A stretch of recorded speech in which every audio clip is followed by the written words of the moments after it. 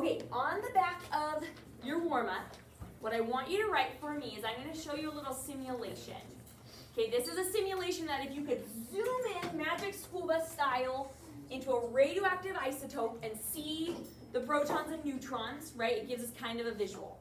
Once again, it's not completely accurate, but it's sometimes better to have something to visualize than nothing at all, okay? All I want you to do is as I play the simulation, okay, is while you're watching it, I just want you to write down observations, okay? What do you observe? For every observation you write down, up to 5, you can get a smiley face. So try to observe as many things as you can, okay? Okay, on your own though, don't take others' observations, I just want your observations. I'll pull the screen down so you can see it a little bit better. Okay, so the isotope we're looking at is radioactive polonium, is what we're doing, okay? All right, everybody ready? So I'm going to hit. Oh, my screen's too big. I lost my play button.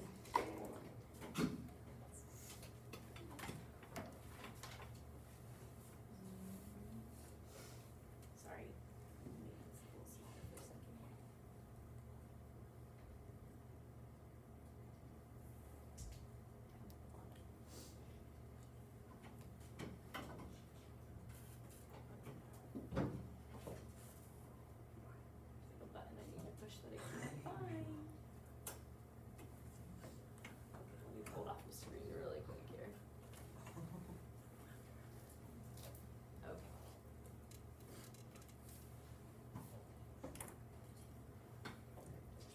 Okay, I already kind of started it, but I paused it.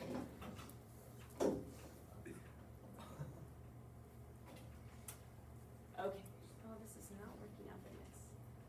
There's a button down here at the bottom I need to push.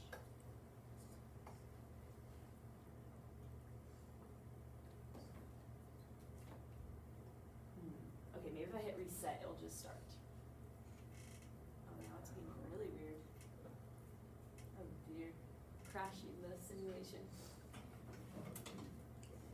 Let's reset it here. Try one more time. So each of those little thing clusters, there's a word, right? Those were one polonium.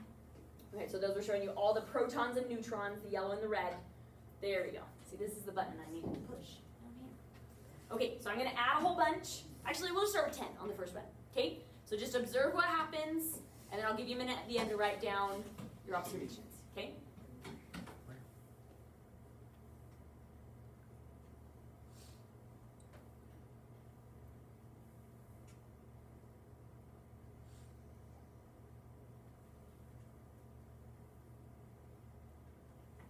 Okay, write down as many observations as you saw. What did you observe happen? And do you want me to do it one more time? Do you want a second round? Kind of goes by fast, so now you kind of know what's going to happen. Okay, ready? We'll do it one more time.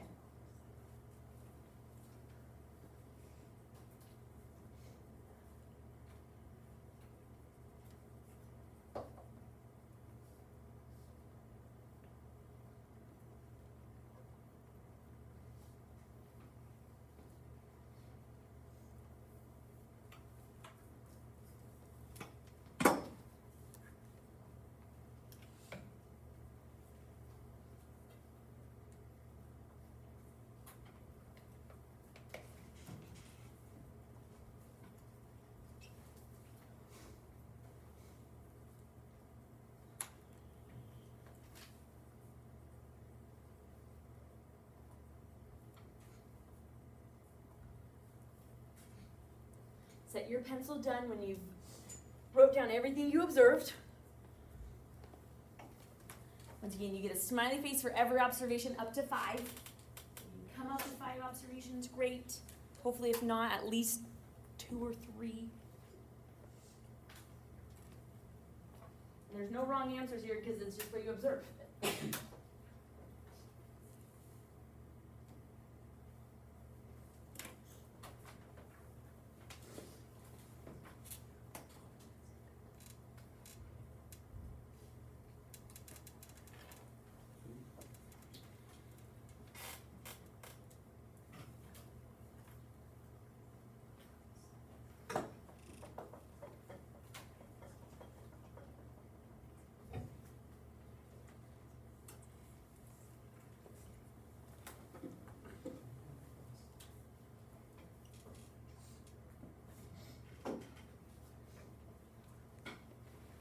All right, go ahead and go around your table really quick and everybody share what you observed. Ready, say, go.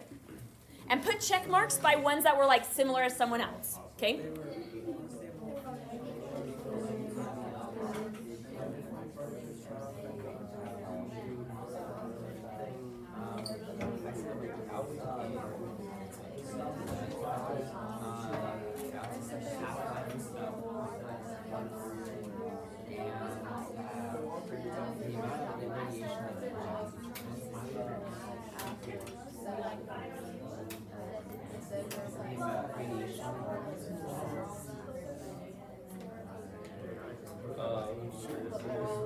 They were kind of releasing them at random. It wasn't whenever releasing them from. And then I noticed it stopped after 2 seconds on it. All of them were dropped for that. And then the atomic weight of the particles was around 207 each time.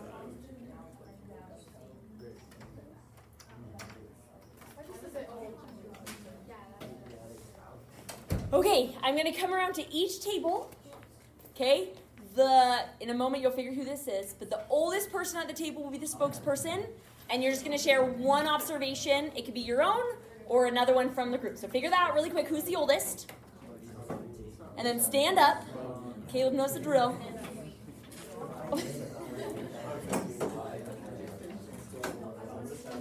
Oldest person, stand up.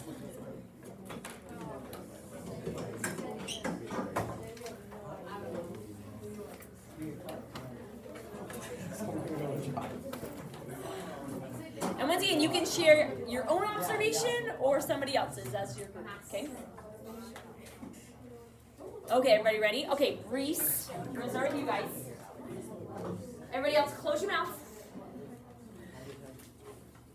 All right, go ahead. Oh, and the goal would be to not like repeat an observation.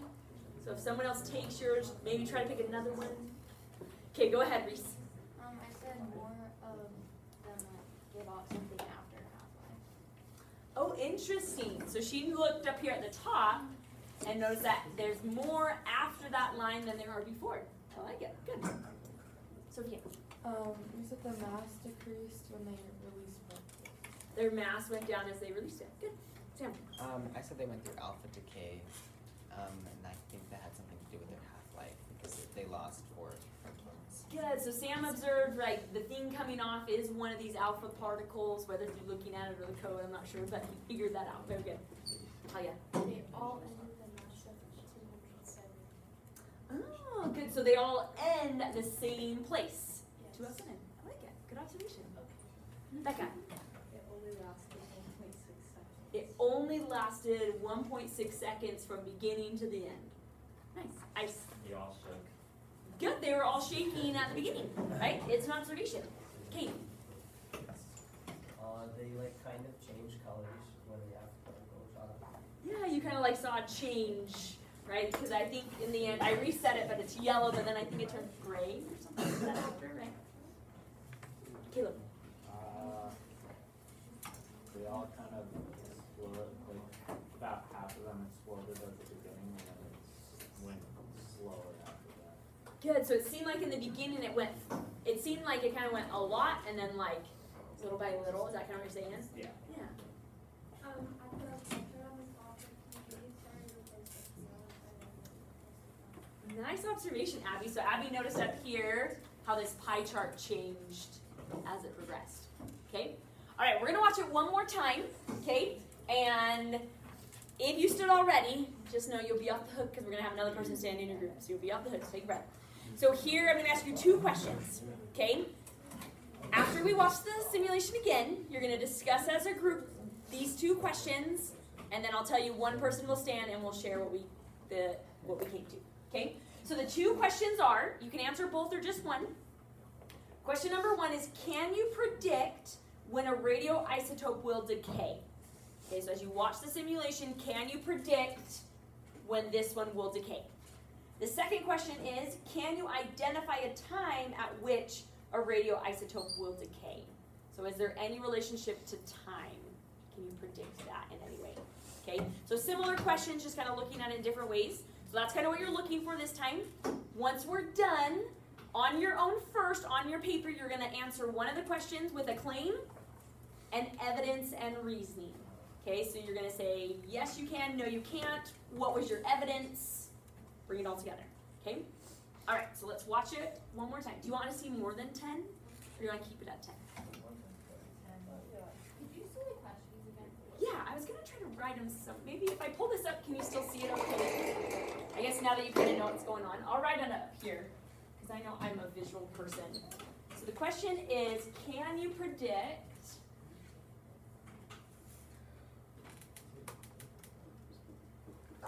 when a radioactive isotope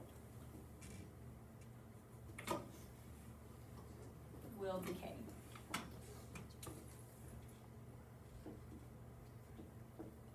And then question 2 is, can you identify or relate it to time?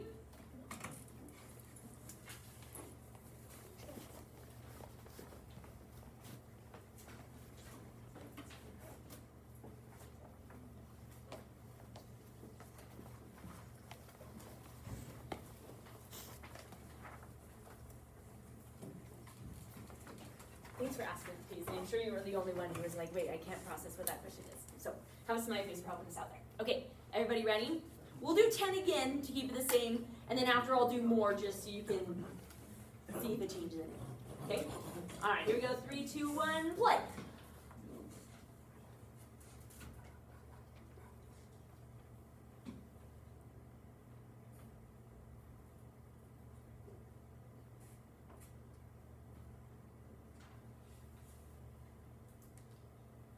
Okay.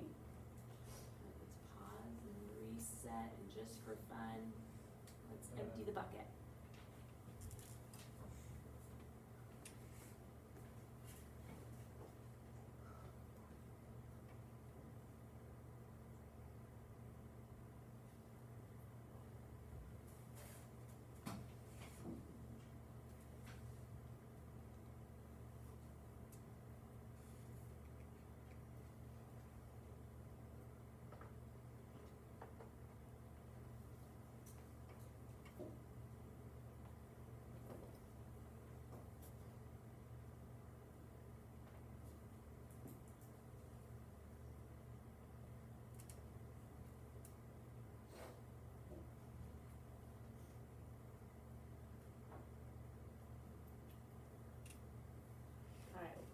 Keep watching, but when you're ready, pick one of these questions. On the back of your warm-up, you're going to answer it with a claim.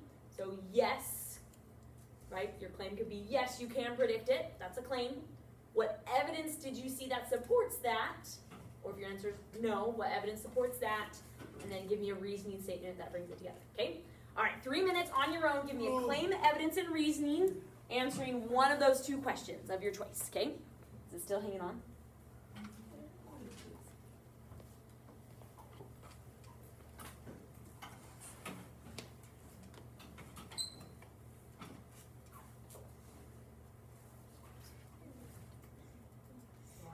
On your warm-up, give me a claim with evidence to one of those questions. If you're unsure, I will tell you question number 1's a little easier than question number 2. Because your claim is just going to be yes or no.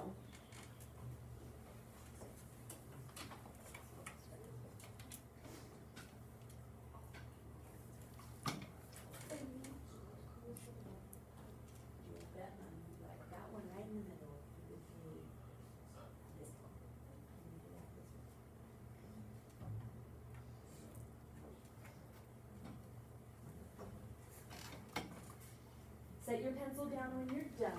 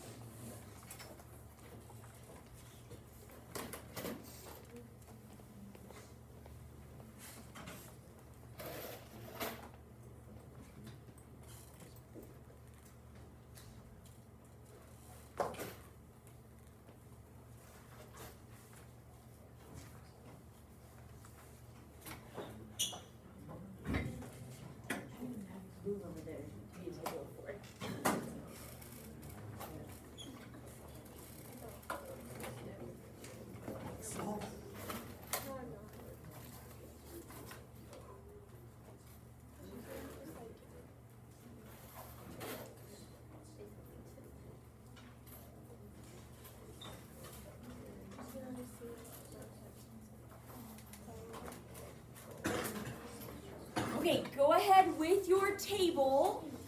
Go ahead and just share what you put. What was your claim? What was your evidence to one of these two questions? Ready, set, go. I said no, it's not. The patterns were always different. That was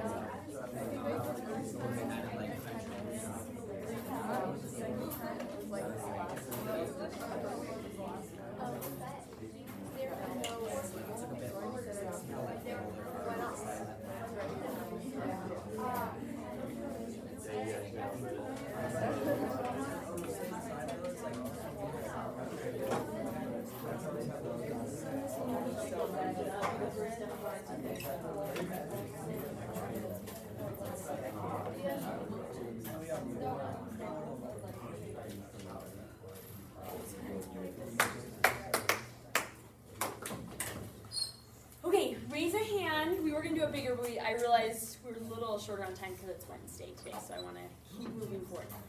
But let's answer these two questions, then it will connect to our objective today and why I gave you pennies as well. Okay, so anyone willing to share their claim with some evidence for number one? All right, everyone go ahead and listen to Caitlin here. Go ahead. I might be off, but I said no, you can't. When I watched the simulation, I tried predicting certain ones, and they were always different than what I predicted. So like that shows that it was kind of like randomized and like not in a specific order. And I think it's based on how long it can go in stable form. Like Very not all good. choose to be stable at the same time. Yep, the answer is no to number one. You can't predict individual when they will decay. Right? Like if you watch the simulation and be like, this one's going to be last, it's just a random game. It could be, but it's never the same one. You never know what it's going to be. And that's how it is in actual life. Scientists cannot predict when one single atom is actually going to decay. But what they have found is that when you look at them from a grouping, there is a pattern connected to time, and this pattern is known as the half-life. So there is a way to predict in big cases how much it will take or how long it will take for something to decay. Pull out your note packet really quick, and we're going to define some things before your activity. Go ahead and put your warm-ups in a pile for me, and I'll come pick those up in a minute.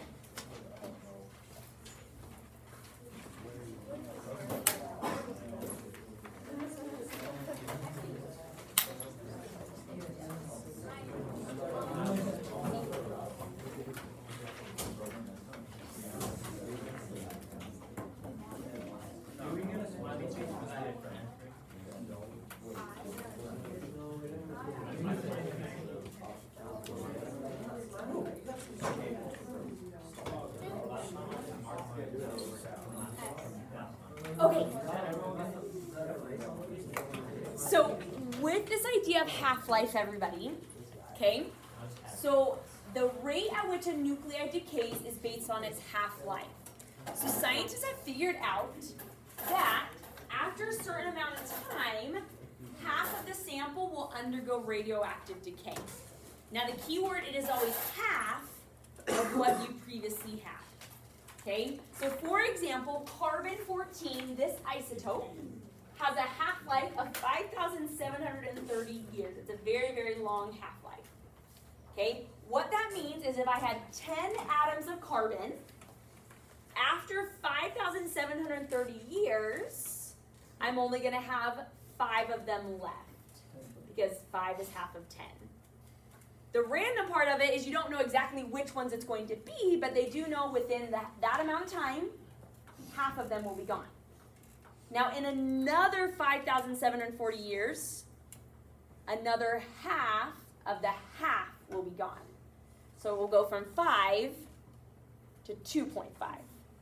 Okay, so it's not, it goes to 10 to 5 to 0. It's not the same amount. It's always half of what you had. So keep in mind, that's really where students get mixed up, is you cut in half from wherever you're at. Carbon-14 is actually the way in which we identify how old something that once was living is. Because all humans, all living things have carbon. And once we die, our bodies stop creating new carbon, right? The atoms don't keep regenerating. And so what scientists are able to do is they can measure how much carbon-14 is left in a sample and use that to estimate how old it is. Saying, okay, well, if there's only 25% of it left, backtrack to 100, and you can say how old a sample is. So this is actually how they say, like, when they find a mummy or something, like, oh, this is probably, 11,000 or something years old. Okay? So, for example, carbon-14 remaining, right, if there's only half of it's left, then we know it's been dead for 5,730 years, because you only have half of the original. Now, half-lives are unique to each isotope. Each isotope has their own half-life. Some of them are long, like carbon. Some of them are really long, like uranium is like 10,000 years something. Others have super short half-life, just like we saw in the simulation. Some of them, their half-lives are literally a second, and they just decay that rapidly. Some of them are a few days. Once again, it just depends on the substance. Caleb. How do we actually know that it touched 5,000 years? It's like, I don't think we've been recording carbon for that long. Great question. So any thoughts on how they could or 10,000 years, right? Like humans haven't any ideas of how they could actually figure that out? And there's a reason, once again, where it's still an estimate, right? Like it's not a precise range. The best way I can explain it is it's like a proportion-based analysis. And then they were able to be like, okay, so then it must have taken this long. If you take, because like a ratio idea of okay, if it changed this much in this amount of time, like it didn't cut in half, but it cut in, whatever, then they can ratio it back up. But once again, yeah, it's not a perfect, precise measurement for sure. I actually was once injected with a radioactive isotope, and maybe you have been too. Anyone ever gotten a bone scan before? It's not an X-ray. It's different than an X-ray. It's what they do if an X-ray is not showing something. So they injected me, so they thought I had a fracture, but the X-ray wasn't showing it. So they injected me with a radioactive isotope that attaches to the calcium in your bones.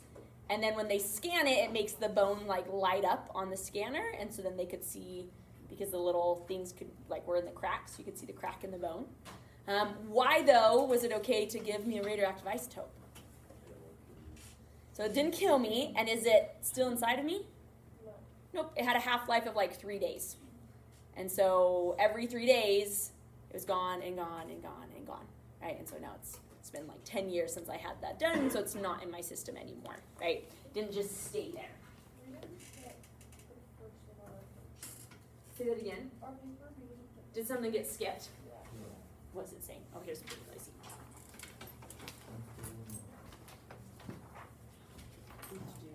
Losing my place here.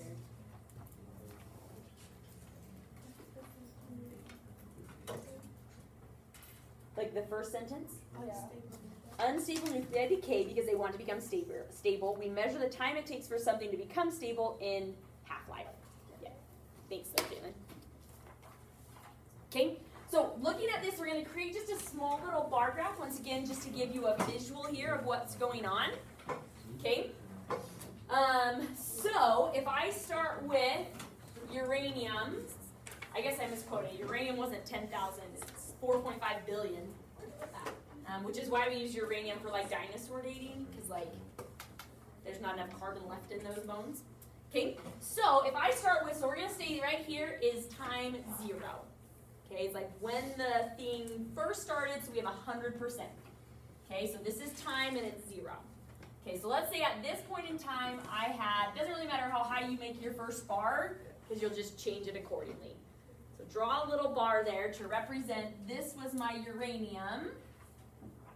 238. I have this much of it, a rock of that mass. After 4.5 billion years, how much of that am I going to have left? Half. So whatever size of bar you drew, cut it in half.